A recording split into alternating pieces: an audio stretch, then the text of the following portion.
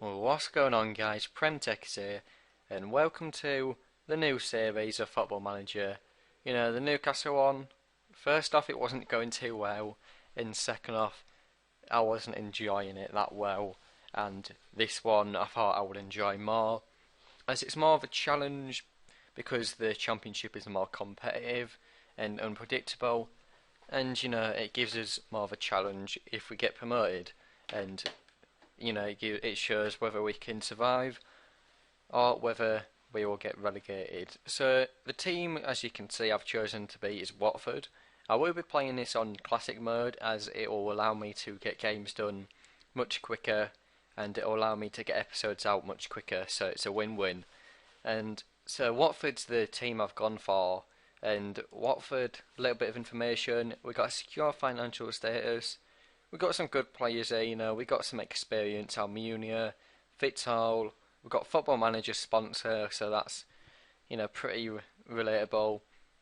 Not that big of a stadium, but, if we're in the Premier League, we'll probably be getting a full house, 17,000, which will be good. Tactics for Watford this season, we're going to line up like this. I'll actually do the transfers first. Let's go on history. We had an alright budget. We actually had about 4 million, but I did have to change it, with the wages and transfer budget for loans and stuff. Now I brought in two people from Middlesbrough, and I have managed Middlesbrough in quite a few saves before, and these two players are two people that consistently perform well.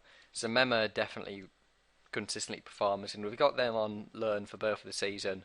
So they're both midfielders. The Mema's more of a versatile midfielder, and he can play attacking midfield, right, left, centre midfield. So he's someone that adds a lot of depth to the squad, because if someone's injured, Zemema can play. If it's a left mid injured, Zemema can play there.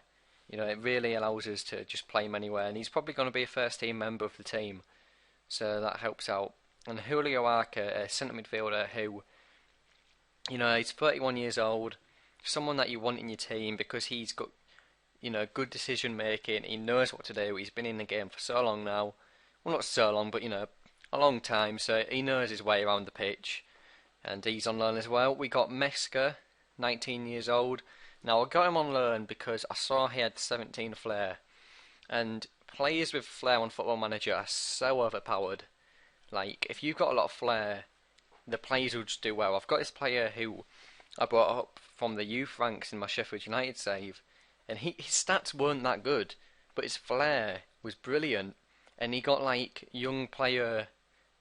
best young player in the world, and his value was like 15 million, and I wasn't sure how he was doing it, and he was scoring loads of goals and getting assists, and I was looking at his stats thinking, how is he doing this? His stats aren't that good compared to other people in the league, but it was just his flair, his creativity that was just working. So hopefully Meska can do well. He won't be much of a first team member, but he'll be someone that'll bring on, because 19 years old, I don't want to make him first team. The fourth signing is a full transfer, because in defence, left back position, we weren't too strong, and Redder Johnson's a brilliant man to sign for left back, because he can play left back and left centre back. So he's the perfect defender, and we got him for 1.1 million. I think that's good, because he's just around the age where he's peaking. He's got good defensive attributes. He's an all-rounded defender, so hopefully he can help us out. The second is another defender. This one I've also had before, Gabriel Zakuani, also in his peak of his career, 1.5 million, and I think he's a great Championship player, one of the best Championship defenders that there is on this game. Great marking and tackling, and he's got good bravery, which is someone that I want. I want someone going in for the tackles, putting their bodies on the line to get the ball. And the final man that I've got in is another striker, because I just felt we needed one more person just to solidify that position in the scenario of injuries, and I'm very happy with this guy. We've got Noah Dicker from Wigan Athletic on loan for the season.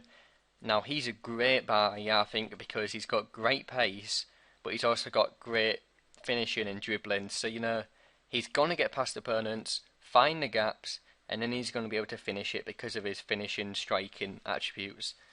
And he's only 20, so he can improve in the season. And maybe if he does improve a lot, we may be able to get him on a permanent transfer at the end of the season. Players that went out were just a case of Deadwood, Prince, Buaben. I thought we got a good deal for him, 700,000 with them stats. Wouldn't get played at all at the club, so I thought good to get rid of him. Mark Yates, another man who would not get played, 190k to Huddersfield, and Craig Forsyth and Tumwa both have gone out on loan for the season. So let's get to the tactics. Now, the style we are playing is very fluid, because in the Championship, anyone can beat anyone, but I want to be one of the teams that are going to be favoured when they come up against opponents. And very fluid, it allows us to look at that team. It means teams will fear playing us, because they don't know what's going to come from us. They don't know whether we're going to play the tactic we played last game. They don't know what style we're going to play, how we're going to pass the ball.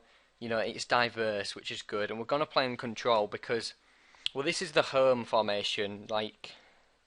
We've got the home formation, which, we want to be winning games. But we've also got an away formation, which I'll get onto in a minute. And we've got control for the home formation. Being the home team, we want to be in control and, really dominate the game. Well, not necessarily dominate, but be in charge.